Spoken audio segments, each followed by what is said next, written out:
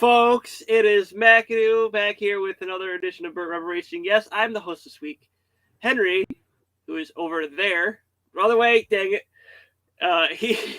He asked if I'd host, and I said okay. So, how you doing today, buddy? Doing great, Zach. I am excited to talk the penultimate NASCAR race weekend with you. We're going to preview Martinsville, though we do have a little bit of some surprising, should I say, fun action to look back on at Kansas last week in the Cup Series race for sure, as far as playoff guys go. So, got a fun episode of Burnt Rubber Racing lined up. Yeah, someone couldn't do this last night. So we're doing it on a Friday morning. Definitely wasn't me. Yeah, don't blame me because you had 24 hours. I was professional, I think, with how I needed to reschedule. I'm just okay. But so do we get this is our morning look, folks. We rolled out of bed like this. Yeah, we'll just go with that. So as you see, both of us have the backwards hat again. I mean, I've had it the last 3 weeks, but I talked him into it because okay, here's why. 17 years ago on October 24th, the race date that it was from Sunday was the 17th anniversary of the Hendrick plane crash. And I think it was only fitting we both do the backwards hats for Ricky Hendrick.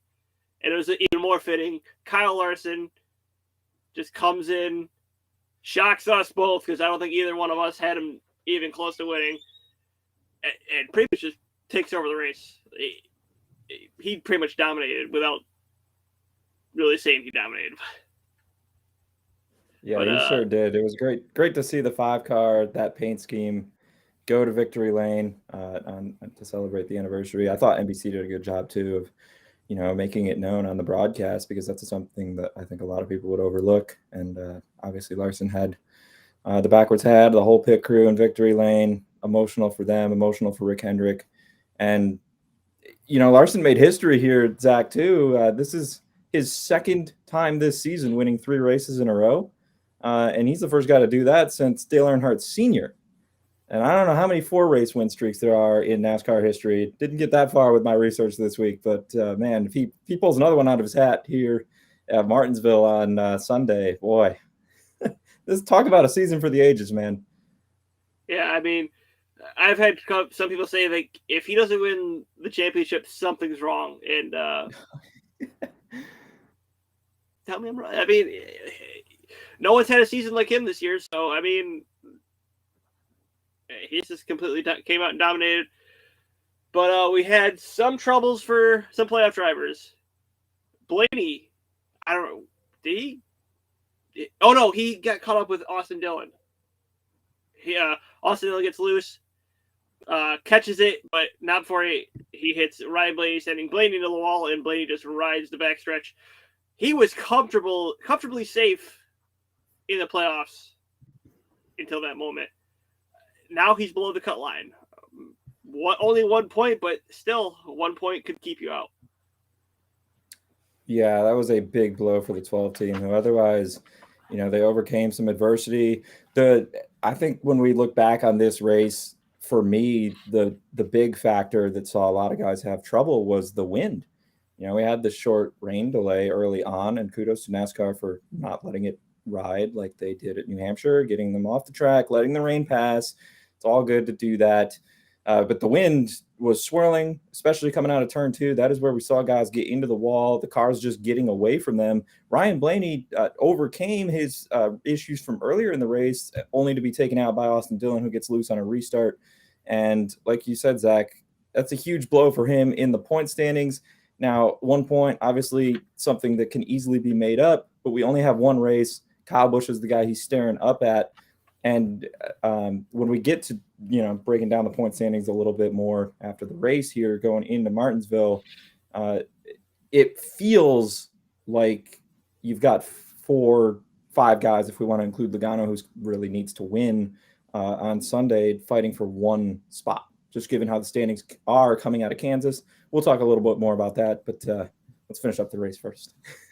Yeah, I mean, I'm looking back at my notes. I had 4 guys within the first 2 stages that had tire problems with 4 playoff drivers with Kyle Busch, Ryan Blaney, Martin Truex, and Brad Keselowski. So the trouble started early on with just tires not even making contact with other drivers.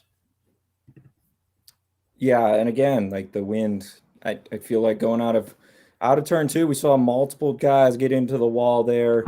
And boy, I don't know if it's because the mistakes are magnified in the playoffs or what, but the amount of playoff drivers, especially this season, but we can even look back at past seasons, right, who have just had troubles that more or less are just, fluke things brought on by themselves, either mistakes on pit road, tires going down, et cetera, et cetera. It's crazy. And it is set up for a wild points battle really throughout the entire playoffs.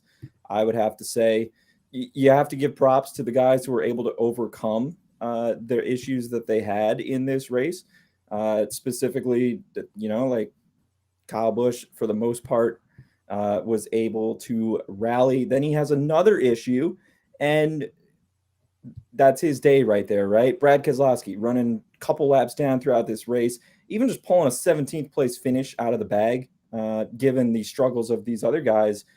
I think the 2 team has to feel somewhat okay with that, right? He's in a position to battle with the points going to Martinsville now. For as bad as their day was, I think you come away with 17th and you're not too disappointed. And Martin Truex Jr., I think, is the one really that stands out to me as far as overcoming adversity. Comes back, gets a top 10 finish. That car was fast. They had the tire obviously go down on them early, but the 19 team showing some fight in the face of adversity at Kansas.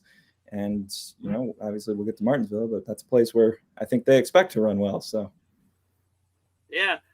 So now with all the problems looking behind us, we have 2 races down in this round. 1 to go. It's the beaten bag of Martinsville. Here is where we lie. Larson, he's clinched his way with his 2 wins. He only needed 1 to get in, but he's going to go out and win every race he can. Chase Elliott. Zach, by the way, you said we were both far off on him. I actually, I abandoned you after the show. Part of me felt a little bad about it. You clearly didn't read my betting column over on FlurrySports.org. I picked him to win last week. The more I thought about it, I was like, who's going to beat this guy? He has nothing to lose. It's his last race in the 550 package. He's dominated. Larson was the featured pick, but I'm sorry for abandoning you. I still like the angle. Maybe I'll get back on board this week at Martinsville, but okay. Break my heart like that. Okay. Chase Elliott plus 34. Denny Hamlin plus 32. Kyle Busch above the cut line by 1 point. And then we have Ryan Blaney -1, Martin Truex Jr. -3, Brad Keselowski -6, and Joey Logano pretty much in must-win territory with -26. But you could pretty much say that for a lot of them because with Elliott and Hamlin being both plus 30, it's going to be tough to beat them. Yeah, and that's why I say, right, like looking at these standings going into Martinsville, Chase Elliott and Denny Hamlin come out of Kansas. They're in a great position. It's going to take something cataclysmic for them to kind of come back to the pack. I'd feel like, if they just do their thing, get some stage points, they should be good to go going into the final stage. I mean, we're talking needing like an engine failure here for one of them probably to drop out on points. That being said, then we have 5 guys all vying for 1 spot, and you can't really dismiss anyone. I know Joey Logano definitely feels like he needs to win the race. We've seen him do it before with his back against the wall. Go back a few years ago, gets the win at Martinsville, goes on and wins the championship in a season where it really felt like he stole the championship from 3 guys who ran a lot better than him all year. So it's not out of the realm for Logano to pull this thing out. Obviously, it's going to be tough knowing that some of the guys he's facing here, Kyle Busch, Martin Truex Jr., really solid racers at Martinsville. We've seen Ryan Blaney have speed here in the past. Can he finish the deal? So it's going to be wild for sure. And it'll be interesting to see if one of those Penske Fords, I think that's the storyline for me. Can Penske with, it hasn't been the season, we've talked about it ad nauseum, that you would expect from Penske, SHR, really all of the Ford camps. Will there be a Ford going to Phoenix to battle for a championship despite their struggles? That would be pretty incredible, honestly, if it does pan out.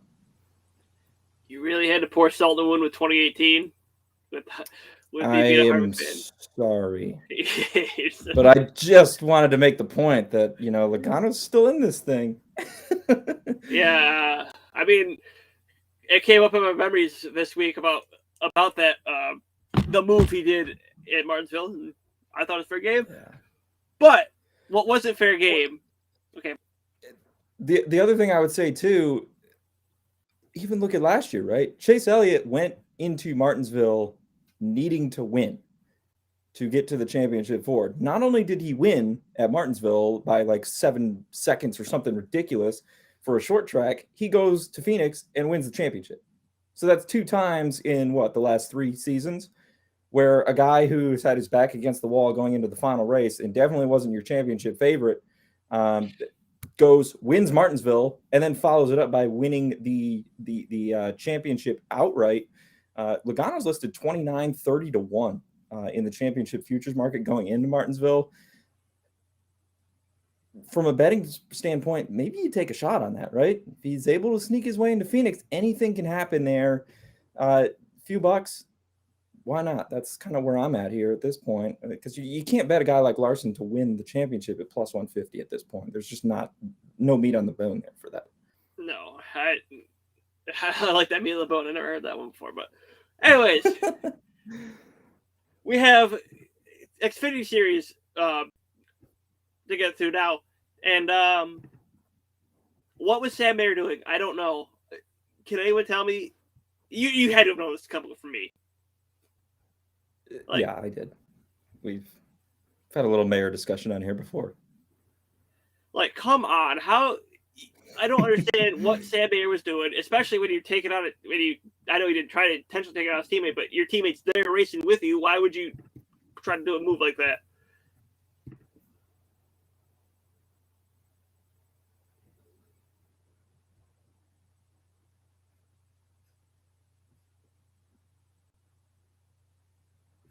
Hello? Oh, you're waiting for me. I'm sorry. Yeah. I mean, I have no idea. I liked your tweet. That was very timely. How does Sam Mayer have a ride? I think when we talk about overrated drivers, maybe young guys coming up in the Xfinity Series, he definitely might make the list. Unfortunate to see it play out like that. I mean, I guess Mayer comes away with a top 10, so he doesn't feel too maybe bad about it. I don't know, but yeah. I think the real story for me, though, coming out of Kansas is Ty Gibbs doing it again here. Obviously not in the playoffs, but it seems like every time he's behind the wheel of that 54, he is a threat to go out and win the race. That's back-to-back wins for the 54. Saw JHN get it done 2 weeks ago at Texas. So, again, love or hate Joe Gibbs Racing, I think Ty Gibbs is going to be pretty fun to watch running full-time in this series next year. And, I think about a guy like AJ Allmendinger who's going to stay and run at the Xfinity level for Colleague next year. We could be looking at a pretty heated championship battle between those two, I would say. Just predicting for 2022. It should be fun to see Gibbs going full-time. Yeah, Gibbs was able to get to 54, their 10th win of the year. I mean, that's just incredible. I know 5 of it was Kyle Busch, but the other 5 is from, 4 Ty Gibbs now and 1 from JHN? Oh, Bell has one. Bell has 1. I think Bell got 1. For some reason, I thought Truex had 1, but I think Truex was Trucks. Yeah, Truex running won the for trucks. KBM. So, yeah, when they dropped down, but 10 wins. Just to put that in perspective, that's 1 more than Kyle Larson has in the 5 car at the Cup level. So I know it's sort of apples to oranges, but still, that 54 team has been rock solid no matter who is getting behind the wheel. And you can almost argue maybe it's even more impressive when you have a rotating cast of drivers like that. And one of them is a guy who's 18 years old. Yeah, just keep tuning his horn. Okay, but here we go. Here are the playoff standings going into Martinsville in the Xfinity Series last race of the round of 8. Austin Cindric, AJ Allmendinger are both plus 47. Cindric has the tiebreaker, I believe. Justin Allgaier plus 9. Daniel Hemrick +7, and that would be your 4 as of now. The 4 below the cut line: Justin Haley -7, Noah Gragson after his wreck -24, Brandon Jones -40, and Harrison Burton -51.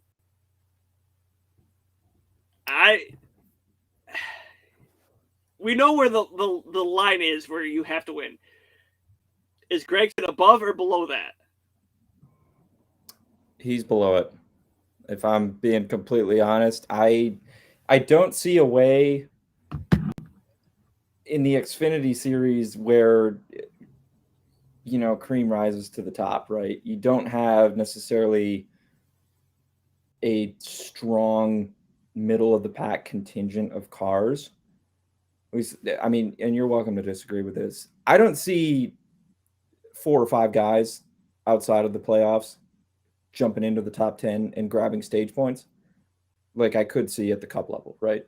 So because of that, I don't think the guys ahead of Gragson are going to fall off in the stages to the point where he can make up the deficit on points in the final stage.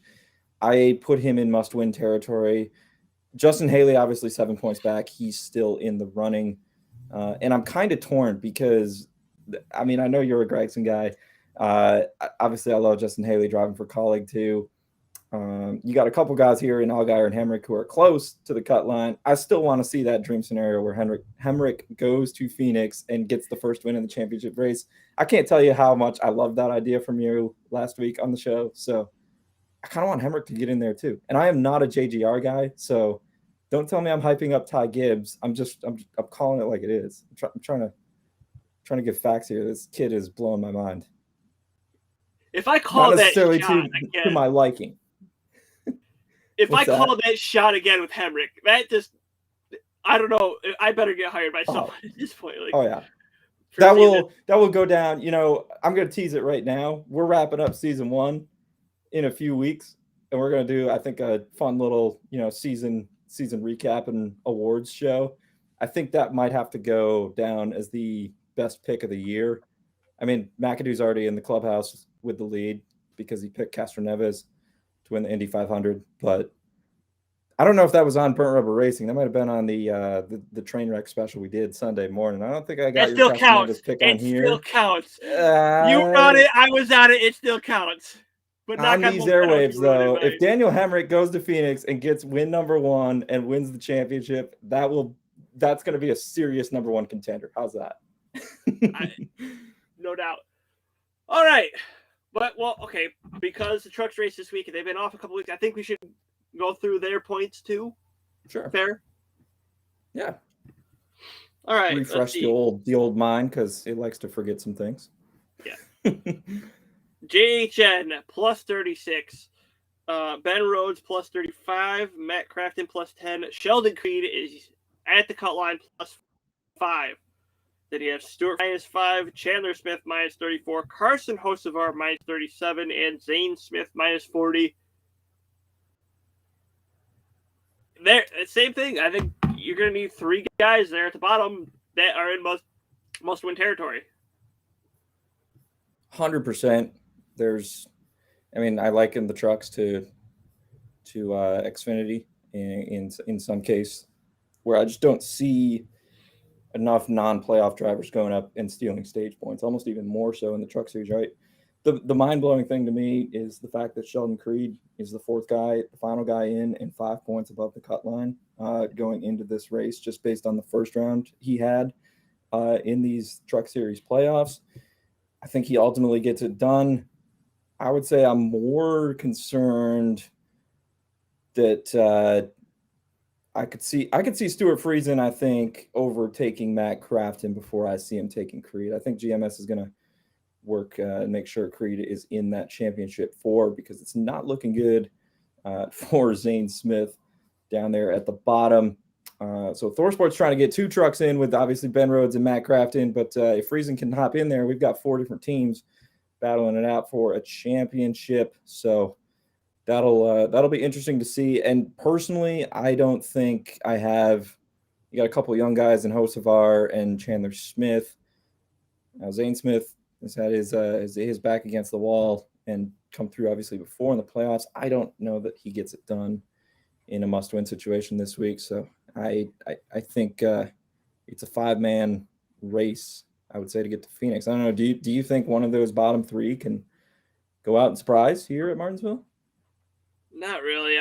I don't see Zane Smith getting there. I don't see Carson Rosberg getting the win. Chandler Smith, he did have the win at Bristol, but we sat here and maybe I don't remember. I know I said that the win was given to him. I don't remember I don't know if we argued about that or agreed about that. I just said I thought JHN did a nice job of selling that he lost control of his truck. That's all I said. I left it at that. So yeah, I mean, I don't know with JHN is pretty much he can point his way in with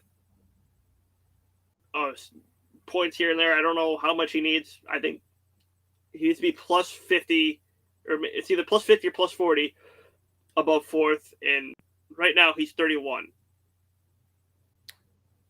I'll go out on a limb, though, and I'm going to say he doesn't have that difference made up by the end of the 2 stages, because I think the guys behind him are, you're talking about some solid contenders here in Creed and Friesen at that cut line bubble. So I think Nemechek's going to have something to race for in the final stage.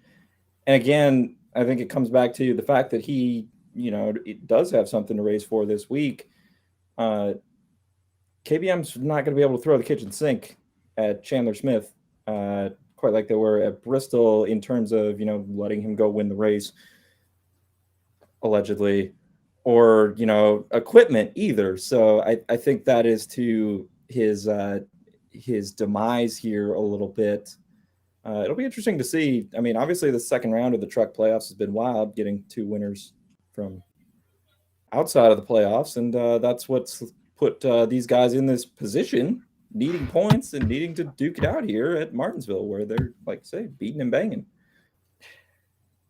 Yeah, they'll start it off Saturday at 1, so we'll know our championship before 5 o'clock on Saturday. Does Creed get in? That's my question. You asking me? Yeah. Creed gets in. Our defending champion is going to Phoenix to try and defend his title. All right.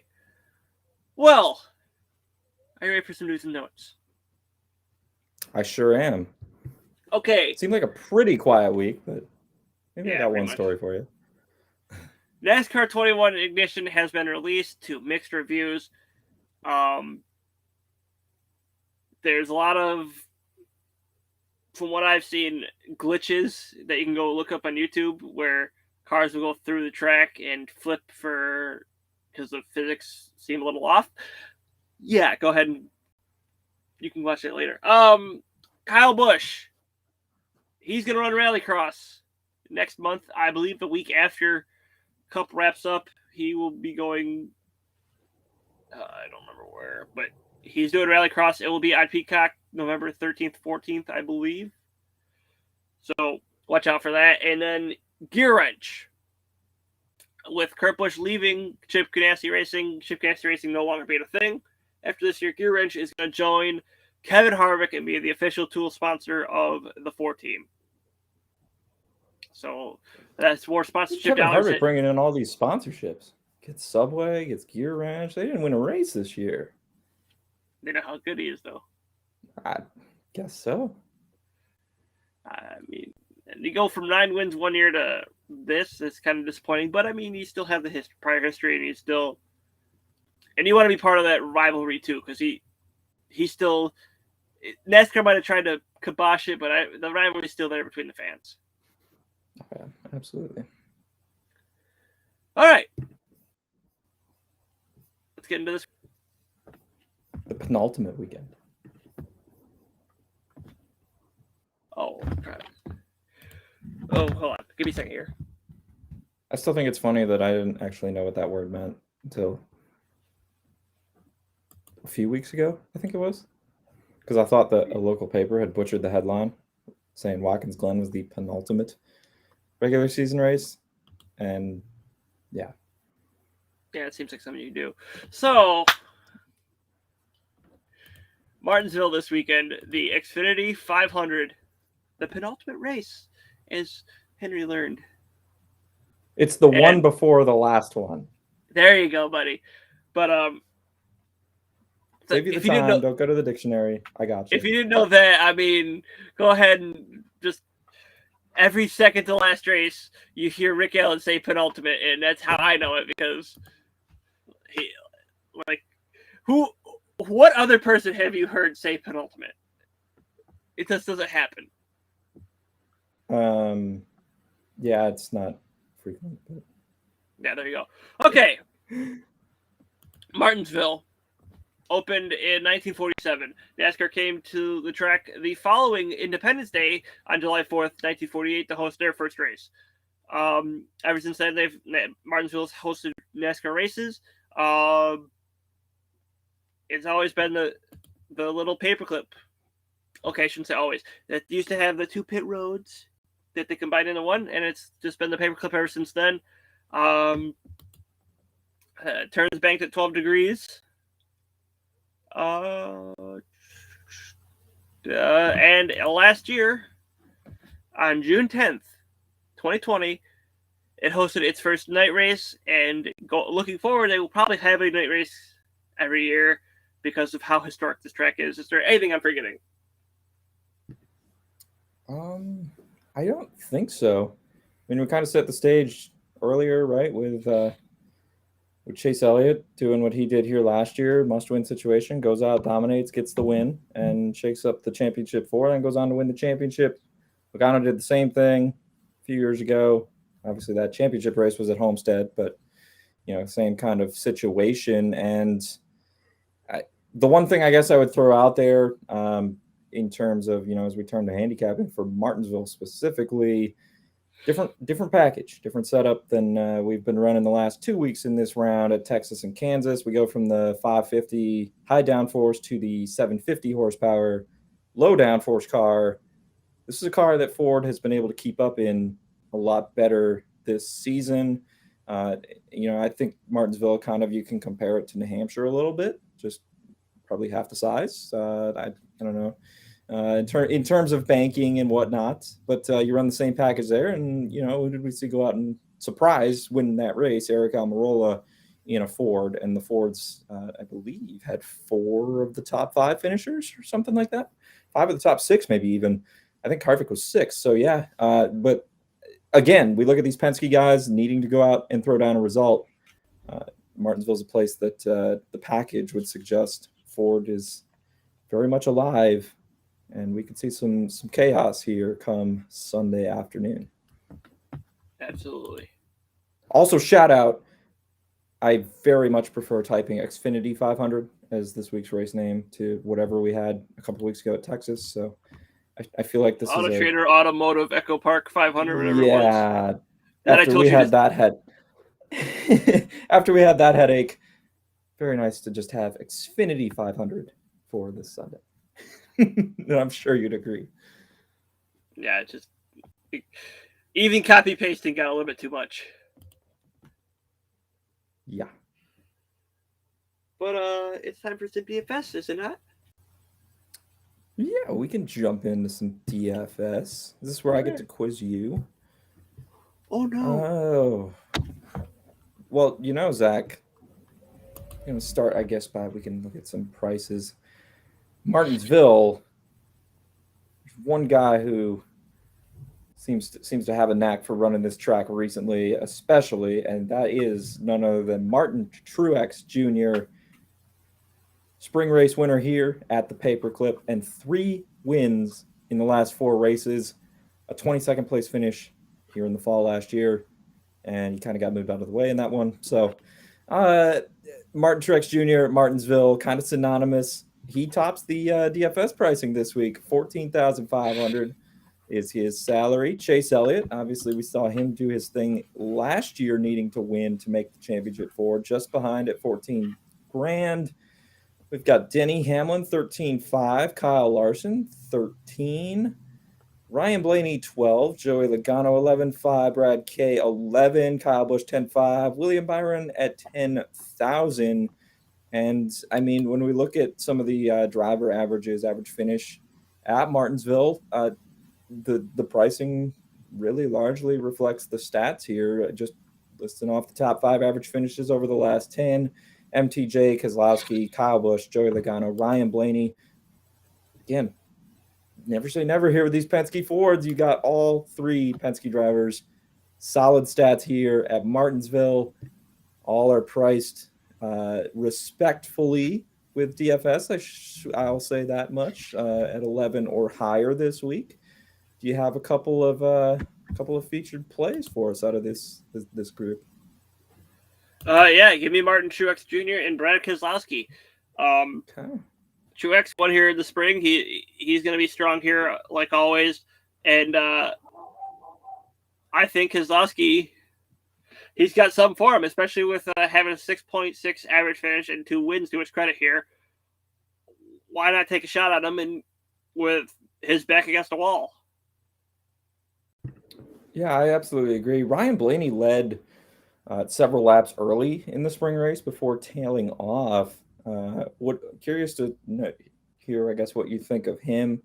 Obviously, the frustration of last week at Kansas coming in, but can he follow up a strong first half, maybe if he's able to replicate that with an actual, like a better second half and finish to score those DFS points?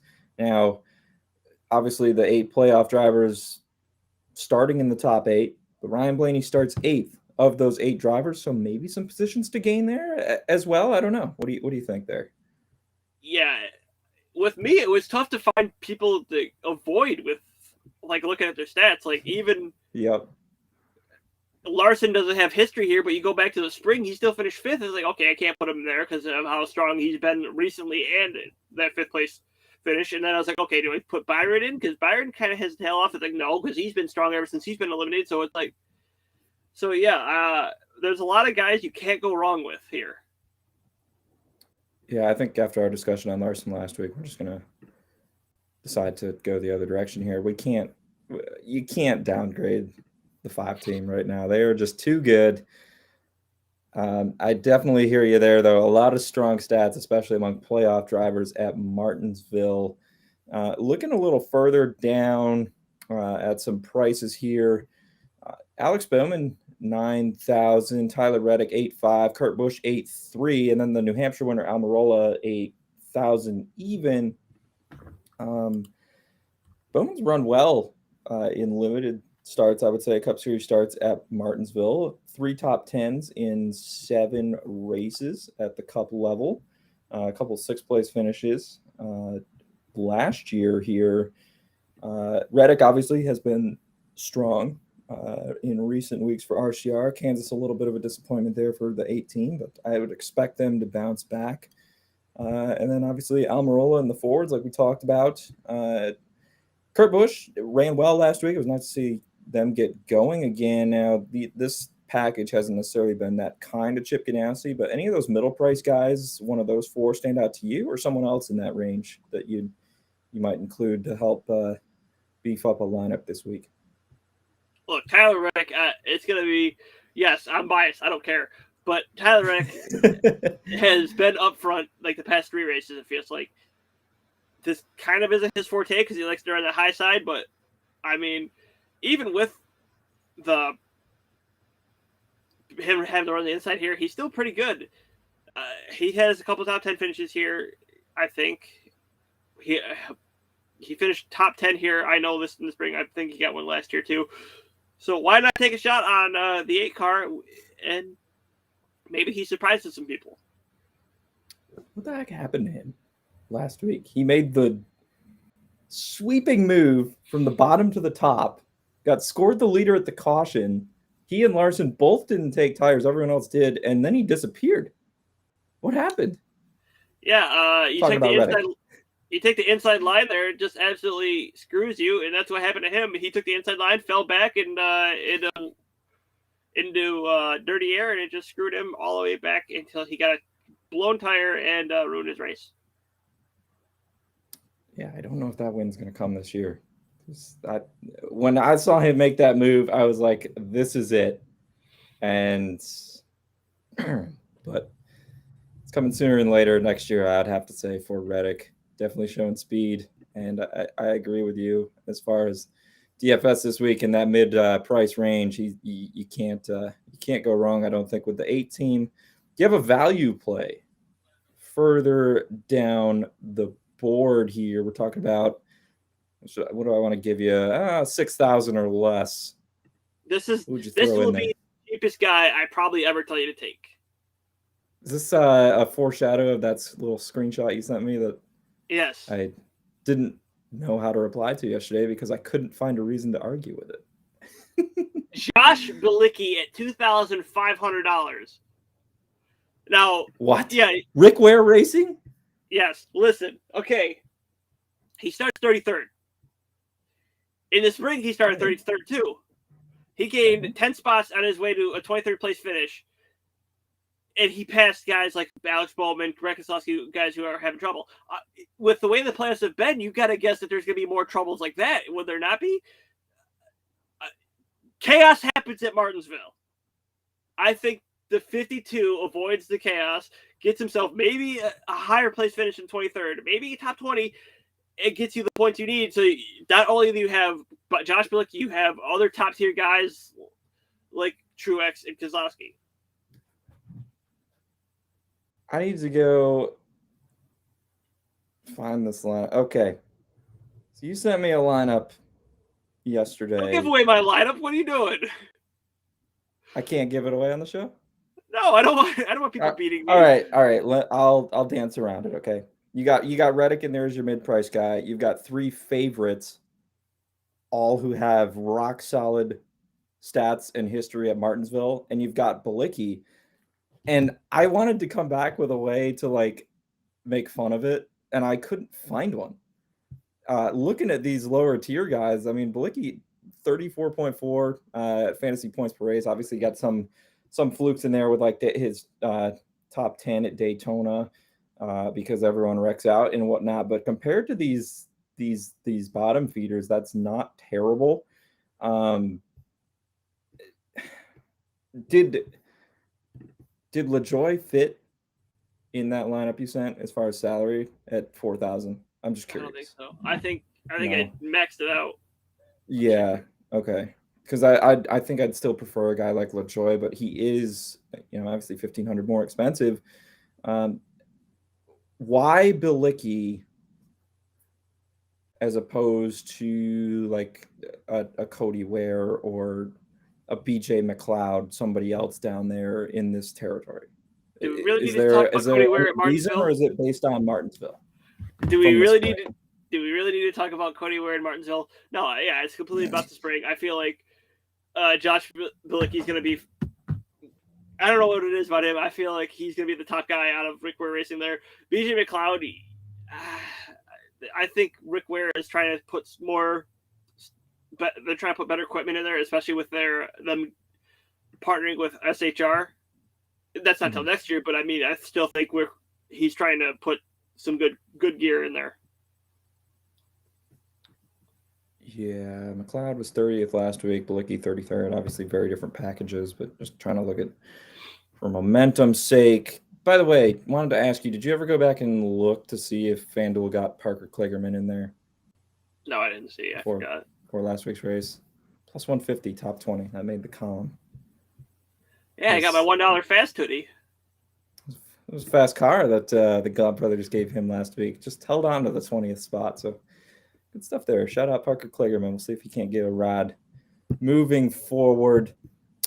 In terms of names to avoid, now I know you said it was tough to find some guys, but is there a high price guy that you think is worth staying away from this week? And if not, maybe a couple of mid-tier guys that people would be like, oh, I'll throw him in a lineup and save myself some money, but you're not convinced as far as Xfinity 500 goes. Yeah, the highest price guy I have is 8,000. You actually brought him earlier.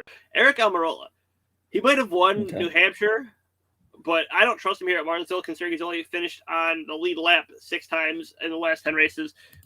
to go along with his 18.2 average finish. I can't get on board with that. And then you have the former JGR teammates of Eric Jones and Daniel Suarez. Neither one of them have great stats here, with Suarez having a 22.3 and Eric, I didn't put it in I forgot to put it in the dang DFS thing, but he's got a 20 and below average finish here. Yeah, 21.4 for Jones. 12th last fall in this race, and he's been 20th or worse in the other, going back 6 races, 20th or worse in 5 of them for Eric Jones. So not exactly great Martinsville stats. And I think I agree with you on Almirola too, just at the point that team has disappeared here down the stretch of the season. We've seen Harvick run well still for SHR, Chase Briscoe putting together some good runs. Almirola's been nowhere to be seen. They got bounced from the playoffs, and that was kind of that. So, we have the win at a comparable track, but I would have to agree with you. I really want no part of him. I think this weekend going to Martinsville. Did you have anything else as far as names to watch, pricing, do's, don'ts? No, just read the article when it comes out.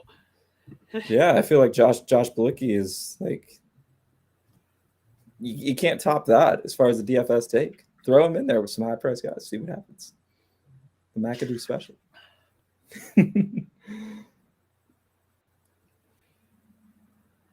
If it hits, it hits. You got nothing to lose, really. Well, you could have a lot to lose, but compare him to the other Rick Ware racing cars. What else is there? All right. Hey, he won that Group F a few weeks ago, so I can't diss the pick. Because I tried to go against you with Cody Ware just to stick it to you. Didn't work. Yeah, listen, we all know. We've been through it on Cody Ware and when it comes to betting. And speaking of betting, segue. It is time. I got to pull up DraftKings. Speaking of betting, speaking of losing big. Yeah. I'm sure we'll go through it with Cody Ware again. Hey, by the way, this Xfinity 500, Halloween. It's racing on Halloween. That could be a bad omen, maybe, do you think? I don't know. I mean, perhaps. Oh, yeah, where was at the track that's going to screw everything up? Woo! Oh, dear Lord. It's a day race. If it was on Halloween night, ooh. I mean, day turns into night, and true. It starts at 3, I believe. So, or maybe it starts at 2 because NBC. It starts at 2. Yeah, it won't be off the air for NFL. But here we go. Ooh. Martin Truex Jr. plus 450, Kyle Larson 5-1, Chase Elliott 6-1, Denny Hamlin plus 650, Ryan Blaney plus 700, Kyle Busch plus 800, Logano plus 850, and Keselowski 9-1.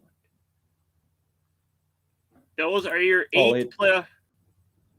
Those are 8 playoff drivers. All right, who do you have there out of the 8 that could potentially clinch their way in? I mean, very, very telling to see all 8 playoff drivers shorter than 10-1 odds, I think, to win this race this week.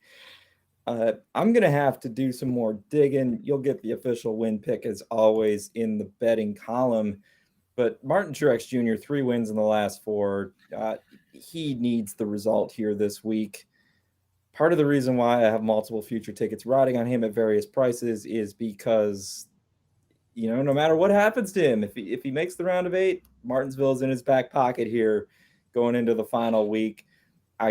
There's a reason he's favored over Kyle Larson, who has been Mr. Unbeatable here the last few weeks and really all season long. If we look at the grand scheme of things, I think that's really telling. From a betting perspective, maybe a little lean towards the 19 team, but these Penske guys, again, they're all intriguing, right, Zach? We mentioned the stats: 6.6, 8.4, 9.9 average finish.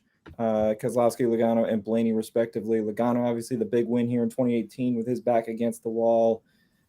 Ryan Blaney is the only one who hasn't won but 4 top 5s in the last 5 races. And I mentioned he led laps in the spring. Blaney might be one 7-1. I'd like to see it a little longer, but it might be one to keep an eye on there. Yeah, I mean, but now who's going to surprise? We have William Byron at 11-1, Christopher Bell 20-1, Kevin Harvick 25-1, Bowman 40-1, Kurt Busch 40-1, Reddick 50-1, and we'll stop it there. Who do you like there out of the mid pack? Correct me if I'm wrong. Do you see a non-playoff driver possibly going out and winning this race? Because when it comes to surprise, I don't think I see it this week. I really don't. I don't. In all actuality, it's gonna be one of the 7 that haven't won. I don't think Larson gets it done Sunday, only because there's too much riding on the line for the other 7. Yeah, no, I agree. So when we're looking at these mid-priced, and then when we get to long shots too, it's really a couple dollars wager at best. Especially, I mean, the return is great for a lot of these guys, and that would be really the bet you'd be wanting to make anyway. Alex Bowman at 40-1. Again, I mentioned 3 top 10s. Was fast here back in the spring before he got into trouble. So I could see maybe looking at that direction. They've been struggling a little bit lately, though, in terms of momentum, in terms of knowing that that Ford has been able to keep up running the 750. And I know his stats here aren't the best. I still look at Kevin Harvick as a guy, and I'm like, okay, he can go out and get a solid run. I don't think he's going to win the race, but if we look in top 5 finish, maybe 2-1, that's not bad. I think there are spots where you can kind of pick and choose if you want to play the 4 this week, because he's still on a mission to prove something down the stretch. I could totally see a scenario where we have a star-studded championship 4 going to Phoenix, and Harvick, unlike every other driver in the field, does not roll over and actually goes out to play and wins the race at Phoenix. I could see that happening. I think he's in this fighting to the end, and I think the 4 team will show up this week. So, Dear God, I hope. All right, and we're talking about 25-1 odds on Kevin Harvick too. That's insane. Yeah, you go back what we've seen all year, despite the struggles. If you go back to the beginning of the year, 25-1 odds on any race for Kevin Harvick, that's insane. The fact that he's dropped this much is bad to be being a Harvick fan. But all right, stick with me here because we got a mouthful here to go through. Eric Almirola, Matty Benedetto, 60-1. Ross Chastain, 80-1. Bubba Wallace, 100-1. Austin Dillon, 130-1. Chris Buescher, Cole Custer, Daniel Suarez, Eric Jones, 150-1. Stenhouse, Briscoe, 200-1. Ryan Newman, Michael McDowell, Ryan Preece, 250-1. LaJoy, 300-1. Haley, 400-1. Alfredo, 500-1. BJ McLeod, Timmy Hill, Joey Gase, Cody Ware, Josh Bilicki, Quinn Houff, and Garrett Smithley, 1,000-1. Are we Venmo me $1 to spend it better than Cody Ware, or what are we doing here? No, because I don't want to give you any money. I'd rather at least go out and try to win, right? I guess, again, long shots, we even said in the middle tier, probably not going to happen. And I don't see this necessarily happening. Maybe explore trying to find value on him for a top 10 or something. Bubba Wallace, 100-1. That team's obviously been running better. Last week, again, different package, but running top 10 for a portion of late in that race. Finished 14th, solid run at Kansas. Won a Truck Series race here at Martinsville. So he has had success in other series. Cup car, obviously a little bit better equipment with 23XI. They're starting to figure some things out with the crew chief change. Looking forward to next year and whatnot. Almost a full season under their belts. They were 16th here in the spring. Still a relatively new team at that point. With Richard Petty, Wallace was able to score 3 top 20s between 2019 and the first race of last year. So I think in terms of, if you really want to go dollar in a dream, probably not going to happen, but the success is there. I think the team is improving. The equipment is there. I'd go Bubba Wallace at 100-1, I think. Do you agree, disagree? Do you like that standpoint? I mean, he led last year in the spring. He's got a win here in the trucks. So it's possible he has good numbers. Well, I shouldn't say good numbers, but like he has proven himself here before. So yeah, 100%. I gotta ask, who's your dollar in a dream? People live for the McAdoo dollar in a dream. Is it Cody Ware? Yeah, it's totally Cody Ware. I mean, we're gonna switch out Josh Bilicki and put Cody Ware in the lineup. No, I have to follow him. Say Bubba Wallace. Okay. Ooh. For the reasons I said. So when we're thinking alike, maybe there's something to it. I don't know. Maybe. Yeah. All right. Well, let's see here. Where is it? Driver props that we want. Let me just look at Bubba Wallace is 2-1 for a top 10. I like that a lot. When I'm talking about the return, is it guaranteed to happen? No, there's a reason it's 2-1.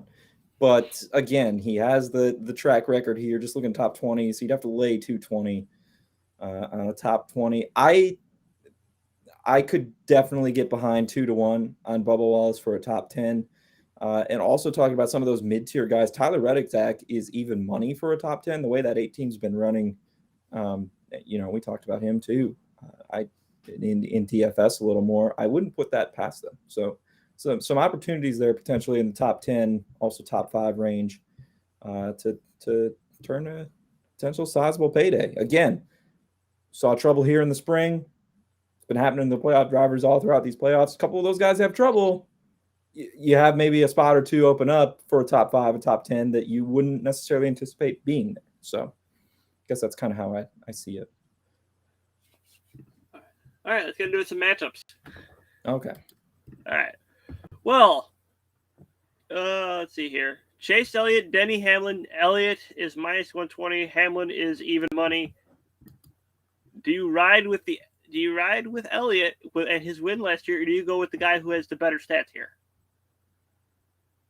Yeah, the stats are not too much different. Denny Hamlin average finished at 10.1 the last 10. Chase Elliott 10.4.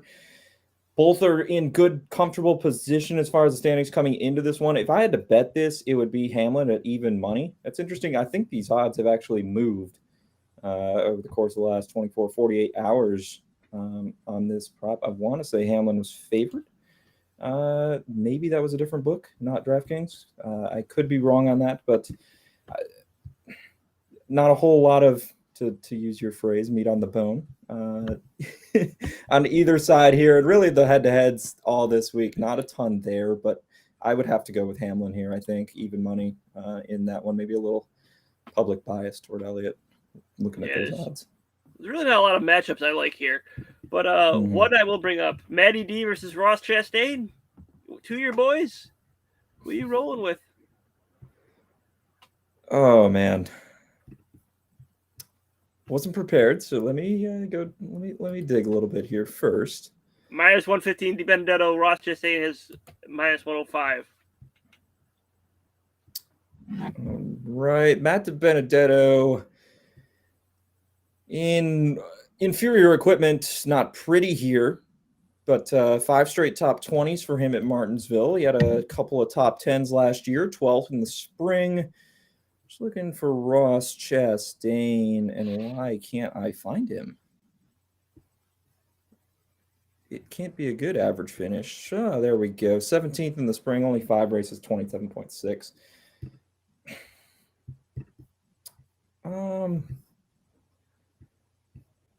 Last week was the first time in a while we saw anything out of Chip Ganassi, and that was obviously 1.5 miles, 550. I think I would lean to Benedetto, just knowing that he's had some better runs here in the past in that Wood Brothers car. Ford's going to be able to compete running the high horsepower package. And I feel like you set me up for that because you just want me to go against Chastain, but that's what it is. I think my lean is to Benedetto there because Chastain just hasn't shown us anything. And I know the first 4 races were in bad equipment for him as well, but not great here in the spring either. So I don't know. Do you agree, disagree, or you're just throwing that one at me to give me a headache? I was just giving you a headache with that one because I know Figured. because you're boys. All right, well, A, B, C, D, or E. Let's pick up that letter here. Let's go group. You know what? Let's do A because I feel like A is going to be a fun one. Got playoff guys who need things. What's in A? I didn't look, so. Martin Truex Jr. plus 250, Kyle Larson plus 260, Chase Elliott plus 275, and Denny Hamlin plus 275. Where are you laying your money if you could? Yeah, if I could being the keyword, I don't have that much money, folks. And also you have the casino in your backyard. I don't. I got a what? You have the casino. You can go to, ladies. True, I do. I haven't been there since before I went to the Glen, though. I still have all those tickets. I need to go back and figure out who won and who didn't. We'll get there one of these weeks, maybe for the championship race.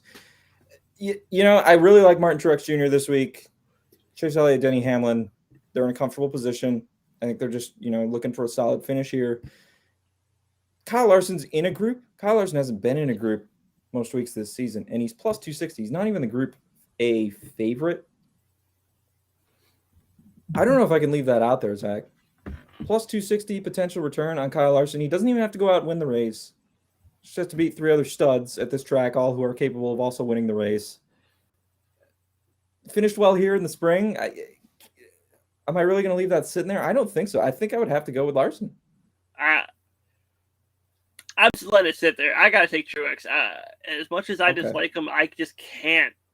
He's just too good at the track. His stats blow everyone. Well, I shouldn't say blow everyone else out of the water because Keselowski is only behind him on average finish by 0.1. So, I mean, the fact that Keselowski and Truex are in 2 separate groups is mind-boggling to me. Yeah, but again, since Truex has gotten into the JGR car, I mean, you had a 16th place driving the Furniture Row machine back in 17. The 22nd place run here in the fall last year, that should have been a lot better. So, a couple fluky finishes there, and that average finish is a whole lot better for him. They don't call it Martinsville for nothing. Yeah, I'm excited. I will probably be wearing my shirt on Sunday to get him into that championship 4.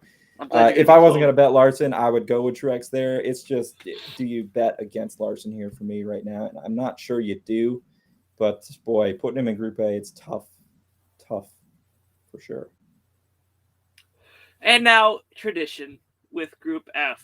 Suarez and Custer plus 250, Jones and Stenhouse plus 280. Ugh. Yes, this is a tough one. Forecast. Oh boy. Let me see here. Look, I'll just say mine. Stenhouse. There's going to be chaos. We'll just give it to Stenhouse. How about that? That's actually my initial lean as well. Stenhouse guy who usually seems to thrive in the face of chaos. And looking at stats, Cole Custer is actually the best. Only 3 races. Stenhouse was 15th in the spring. It's Group F. You'd never know what you're going to get with Stenhouse.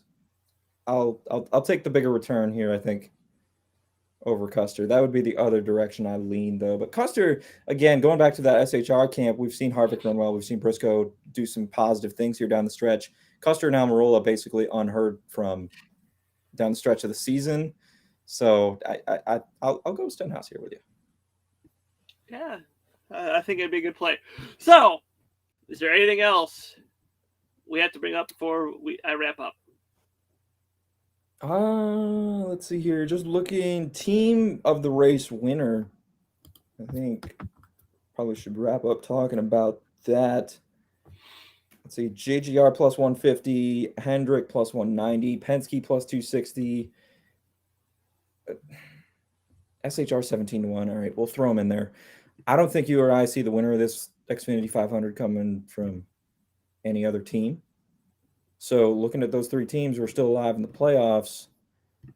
Would you take a bite at Team Penske plus 260, or would we prefer to just maybe bet all three of the Penske drivers to win at their current prices? I don't know. Anything here, team of the winner? Jump out? If I'm I don't think I have. If I'm in a team, I think I'd rather go JGR. Yeah.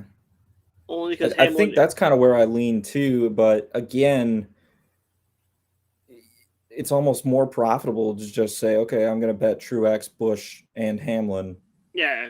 And, I'll lose a couple, but yeah. Right. So I don't think a whole lot to like there this week, but worth checking out.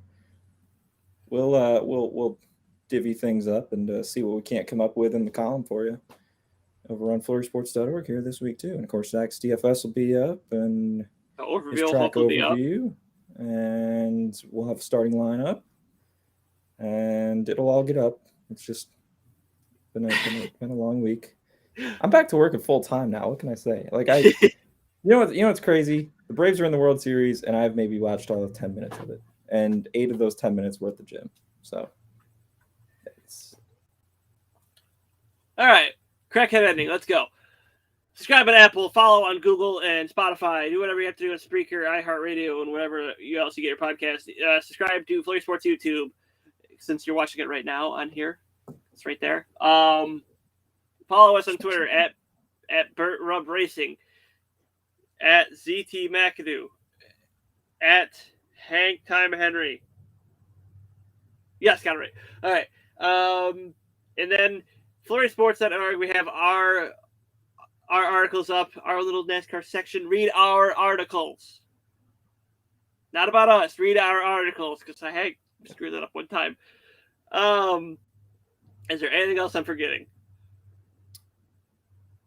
I don't think so. I think we're locked and loaded. Should be a fun Xfinity 500, and Martinsville's always a good time. We got playoff battles going on in all 3 series, so should do it. Do you want a little serenade before we? I think we just let the people. I don't think we torture the people like that. I think we should just end the show. Oh, okay.